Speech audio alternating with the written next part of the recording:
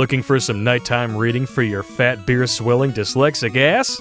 Click on the links in the description to purchase Reconnaissance Man and other books by Aaron Clary. You'll sleep like a baby.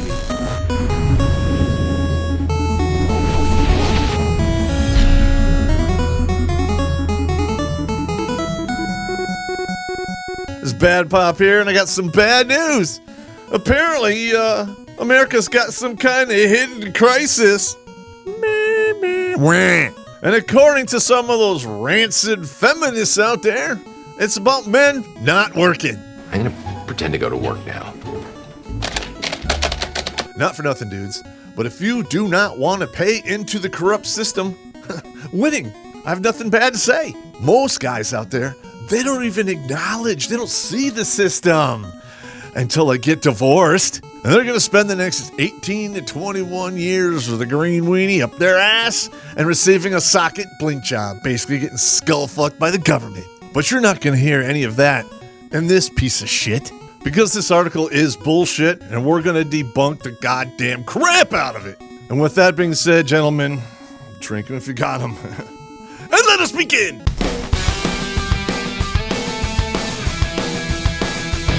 Yeah. Disclaimer, this article is kind of old, and the first paragraph is going to date it. I think we can all let our breath out now. Donald Trump is finished. Hillary Clinton will win. A great calamity will be averted.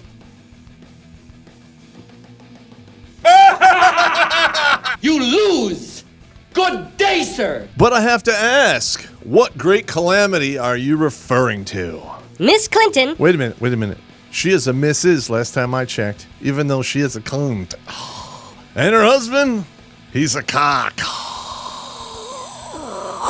Miss Clinton probably won't face an immediate financial crisis, as U.S. President Barack Obama did in 2008. The United States' biggest problem at the moment is more insidious. Did you say insidious? Millions of able-bodied men have dropped out of society, out of working life, of civic life, of family life. I don't blame those guys one goddamn bit. Many of these men belong to the Trumpan proletariat. Wow, that is some impressively bad writing. You made that up. Did I now? This isn't anything new. Feminists, they make up shit all the time. But this is 7 syllables of weapons-grade nonsense on stilts. How to re-engage them may be the biggest domestic challenge the country faces. That is a challenge, and I accept it. But don't get too happy. This is what you're gonna have to do. I want you to do your job. As the philosopher Jagger once said, you can't always get what you want. First thing you're gonna have to do is shit-can feminism, and next, identity politics. You take those, you throw them right in the toilet. And why is that? Because that's where shit goes. Because that is the foundation which our current system is built. And it is that very system that punishes men simply for being men. Men should grow up. Yeah, and dogs should stop licking themselves. It's not gonna happen. And that system, not only do men not thrive, they don't fucking care to. And why is that, you ask? Because logic kicks in eventually, and it's not worth the fucking effort. Even if you're a good dude, and you believe the system, you get married, and you're in it to win it, this is your reward. At any given time, your wife can say these 3 simple words. I'm not happy. And your life will be dissected and destroyed. You lose half your shit, and then you have to sell the other half of your shit just to pay for the divorce. You gotta pay 40% of your income in child support, and that doesn't even include alimony, which is on top of that. At the end of the day, you watch your children grow up and fast forward while she's getting 500 miles of dick run through her 6 to 8 inches at a time, and you're paying for the whole thing. Clarification. It's a beautiful thing. Men are getting wiser and wiser to this sham all the time. So, if you think the biggest challenge is to make these men willingly walk back into the slaughterhouse, you're right. No dude worth anything will fucking do that. Oh shit! Epiphany! That is why you like single mothers. Because they'll raise their boys into men who will walk right into the butcher shop, put their twig and berries on the chopping block, and go take them. Huh? Political economist Nicholas Eberstadt calls these men the unworking, to distinguish them from people who want work but can't find it. So what do you call these single mothers who have vaginal turd after vaginal turd living off the system? Heroes! I just needed to clarify that. How many snot rockets you got? You got 4? 4 different daddies? Get out of my face. America is now home to a vast army of jobless men who are no longer even looking for work, he writes. Roughly 7 million of them aged 25 to 54, the traditional prime of working life. For every prime-age man who is unemployed today, he writes, another 3 are neither working nor looking for work. Most of these men are less educated, and many, particularly blacks, have prison records. You want to duel with math guns? You picked a fight with the wrong motherfucker. And yes, I am a motherfucker. I'm north of the Yo Mama line. Just ask your wife. Currently in this country, we have 323 million people. So let's be generous here and say 1/3 of the population is either too old or too young to work. That still leaves over 215 million people in the workforce. And according to your own numbers, we have 7 million unemployed dudes. That's like 3%. You smell that? Is it a crisis? No, it's horse shit. And that number includes the other 25% who are still actively looking for work. We take them out and it boils down to 2.4% of the population. Where is this crisis? Oh, that's right. It's right up your ass, right next to rape culture and the pay gap. Oh, yeah. Just walk out like I'm not going to do anything. Bye-bye. Oh, I'm not done yet. We still got to talk about that racism, don't we? So you want to talk about poorly educated black men from prison. Silly rabbit. You know your hero, Hillary? The one that's going to save us from this crisis? Where? A typical Democrat. She had her hand in creating it. Her husband passed all of those laws that locked up all those black dudes. I know what you're going to say. Let me hear it. She didn't have anything to do with that. Bullshit! And I'm going to show you just how much Hillary loves black dudes. The kinds of kids that are called super predators. No conscience, no empathy. And with that, I rest my case. Fuck you. I'm hitting me some Space Ghost with my beer. The standard argument goes that globalization and technology are responsible for the vast destruction of working-class jobs, and that's true. You're kind of setting up a self-defeating argument here, aren't you? But in fact, the work rate has been in decline for 2 generations. And 4 generations ago, all states ratified no-fault divorce. And that decline started 2 generations ago. I wonder if that first generation of divorced children grew up and entered the system. Now, I'm not going to say one has anything to do with the other. Yes, I am, but it's beyond coincidence. Oh, I'm sorry. I thought we were having a state the obvious contest. What happened during those decades was a massive shift in cultural values, which began with the liberal feminist destruction of the nuclear family. In this bottle, you got no-fault divorce. In this bottle, you got welfare. You put them together, and it tastes like shit. Not so long ago, virtually all men in their prime worked. And according to your numbers, most men in their prime still work. You hear that? Or you want me to turn it up for you? The only exceptions were the disabled and the feeble-minded. That doesn't stop women from working. Screen 5. Work was integral to what it was to be a man, and not to work was shameful. That is no longer true. That's a quality for you, because it's not shameful for a single mother to stay at home and suck off the system. Today, a man can choose a no-work lifestyle as an option, and plenty do. They're quite happy to sit around and watch TV, sponging off the government, their relatives, and their girlfriends. Yeah, if they want to be fucking homeless. Speaking of which, 80% of homeless are men. Last time I checked, there is no federal program for a dude to stay at home beating off and playing video games. Really? Sounds exactly like something I'd do. But you put a set of tits on that dude and a vaginal turd dispenser, make it rain, baby. Make it rain. That's right. I still said dude. And you can send all your hate mail to my ass because I don't care. But apparently, all you really have to do is say, I identify as a woman. Voila! There you go. Well, you got to get the basic woman kit. You get your tampons, your titty pills, the corkscrew to bore out your third hole. There's your victim card, but you have to exchange it for your man card. And here's something more for you. The eminent economist Lawrence Summers does not believe this is a blip. He says it's more like a snowball. And thanks to feminism. No, really, I mean, thank you. Because of you and your stupid bullshit, MGTOW and Red Pill is snowballing off the cliff. At this rate, it's going to turn into an avalanche. That would be an avalanche of reason, not stupidity, but I already made that episode. Check it out. In a society where the deck is increasingly stacked against men, the best chance at a life worth living is to escape the cubicle war. Ditch that soul-sucking job and never look back. Pick up corporate land on Amazon.com today and begin training for a better future. Everything we hear and see regarding technology suggests the rate of job destruction will pick up, he wrote in the Washington Post. Wait.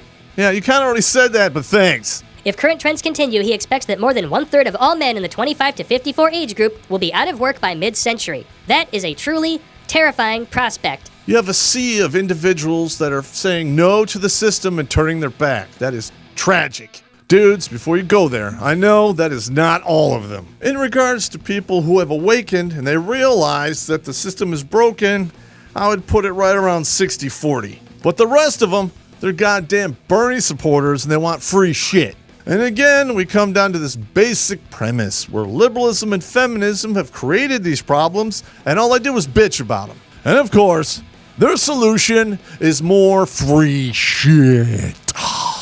And you stupid motherfuckers actually think that will help. Is it just me or is that weird? All this does is create an ocean of sheeple out there who are completely dependent on an already broken system. And these are all the same people who are anti-establishment. But they want to take guns away from people like me and then give them to the establishment which they claim they don't trust. Are you being intentionally dense? Huh?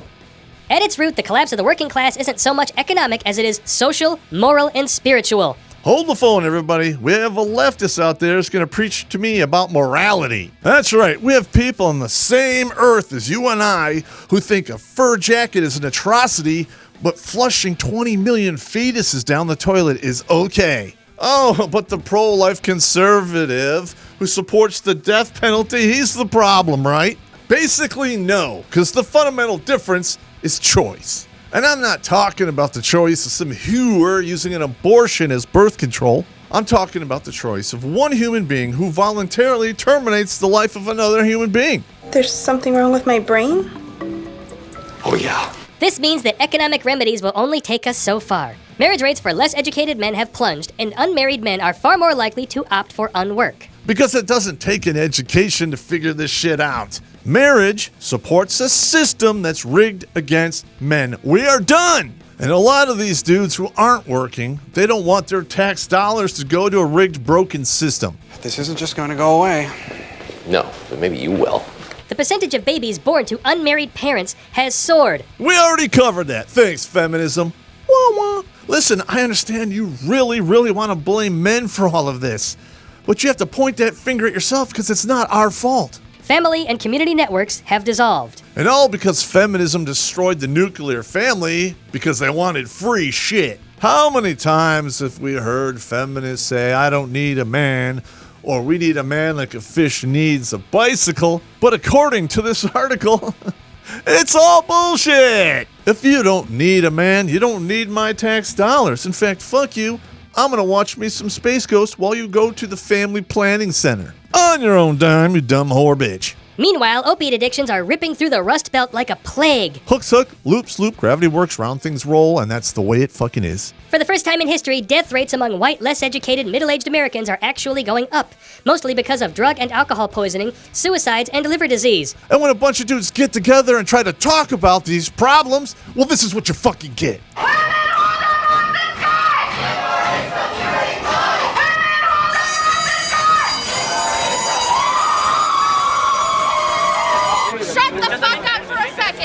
Fucking ashamed of yourself. You're fucking scum. You have angry mobs of actual fascists suppressing free speech, all while claiming not to be fascists. And all of this is because men just want a place where they can congregate and talk about all these problems.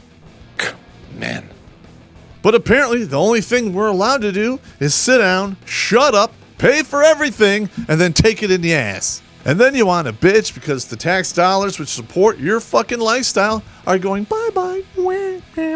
Angus Deaton, the Nobel-winning economist who documented the phenomenon with his wife and fellow Princeton economist Ann Case, calls them deaths of despair. No fucking shit. Women are not spared. Yes, they are. Fuck you. Space Ghost. Across the country, middle-aged white women are dying at staggeringly higher rates, particularly from drug overdoses, suicides, and excessive drinking, reports the Washington Post in a harrowing investigative series. First thing I want to say, I don't care. But if you're a feminist and you really do care, go ahead and call my support network, which is 1-800-EAT-MY-ASS. I know you're in there. I can hear you caring. And with that being said, here's the second thing I want to say. These women are killing themselves at record speed. And why? They're hitting that wall and they realize that everything feminism has taught them doesn't mean shit. Feminism is going to show up and hold your hand on your deathbed. Your husband and children do that. Oh, that's right, you don't have any. But you needed a man like a fish needed a bicycle, right? These 25-year-old females are usually completely rational. They're rocks, really. When women kill themselves, it's staggeringly high rates. But men, fuck them. These middle-aged women are killing themselves faster than they used to. But they can't hold a candle to the men who've been doing this for decades. Why? One reason, women have gained a social license to drink and smoke like men. And again, feminism, thank you for creating a problem and then bitching about it. Today, to crib a line from Marx, opiates are the opiate of the masses. That was really stupid. We're not supposed to say it's anybody's fault, of course. Talk of blame and personal responsibility are taboo in public policy. No, it's not. As long as you're blaming a white man, you have no trouble pointing that finger. When it points to liberalism and feminism, all of a sudden, it's taboo. Heaven forbid that person should have brown skin. Holy shit. Because then you're a racist or an Islamophobe. Wah! Unless you're talking about poor educated black men in prison, then you're a journalist, huh? Pop, don't let it go. X gon' give it to you. He gon' give it to you. X gon' give it to you. But the more that undesirable behavior is normalized, the more people will behave that way. This is the one point that we agree on, but you're probably not thinking about the same thing as I am. I'm talking about kids born out of wedlock and gender fluidity. She's not a guy. His DNA says you're wrong. I don't even know what the fuck you're talking about. Oh wait, yes I do. In this case, the undesirable behavior applies exclusively to men. And to be very specific, it's those men who refuse to contribute to the broken goddamn system that you created. And that's right, I said you created it. Feminists, liberals, Black Lives Matter, Antifa, fuck all of you. I have known a lot of people who like to get up in the morning and start getting high. Pot, THC, whatever. THC is pot. Just saying. One reader commented in response to an erudite discussion of working class woes on an economics website. I have trouble relating to that because I do not have that desire at all, but none of them seemed to be in any particular despair. As far as I could tell, it was entertainment. Here's a quarter. Heads, I don't give a fuck. Tails, fuck you. So here we go. Fuck you! So good luck to Miss Clinton. That stupid bitch. So much luck needed. The flight of working men could be her biggest socioeconomic challenge. That's not her only challenge. The biggest challenge she has is where she's gonna find a fucking time machine to go back and win the election. That bitch. Great Scott! This is heavy. An economic revival might help. I hope she dies. True proletariat. A spiritual revival might help too, if only we had a clue how to do that. Amen! Because you clearly have not a fucking one. Not only is it clear you have no idea what the fuck you're talking about. In fact, you don't even know how it started. And you can't fix a problem unless you know two things. What is it and how it started? Sounds crazy when you put it like that. Well, we got a little bit into it this week, but you stay tuned to next week. Because it turns out America's hidden crisis is actually two things. Number one, men not working. Number two, women at work. Make sure you tune in next week and bring some Ainleys. And if you're a feminist, bring some lubricant, because you're going to need it. Because the real crisis is this. A dick hair and a dick hair, and you Democrats in the middle, you're going to get the wavy H. And if you could use a good spit roasting, check out the links in my description, Patreon and PayPal. Send us a couple bucks so we keep doing this, because it is expensive. And while we're at it, please hit the subscribe button and the bell. And if you don't, fuck it. I'm going to watch me some Space Ghost, play some video games, and not earn a dime for the country.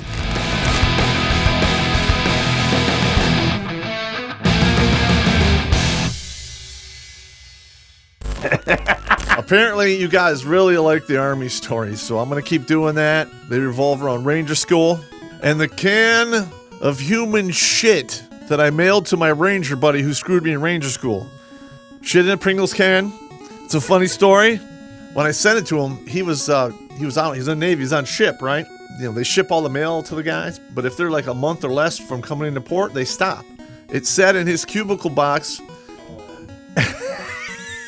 It seeped out.